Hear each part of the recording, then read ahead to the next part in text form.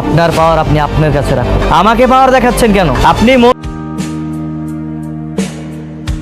এই শহরের প্রতিটা মেয়ে হচ্ছে আমার বোন, আমি টাকা মেরে খাই মানে? আর প্রতিটা মহিলা হচ্ছে আমার মা। শেহজাদ চৌধুরী কুত্তা বসে না, আইন এদেরকে নিরাপত্তা না দিতে পারলো আমি দেই বাঘ পোষে। আমি যদি আপনাকে ভিডিও কলে রেখে তারপর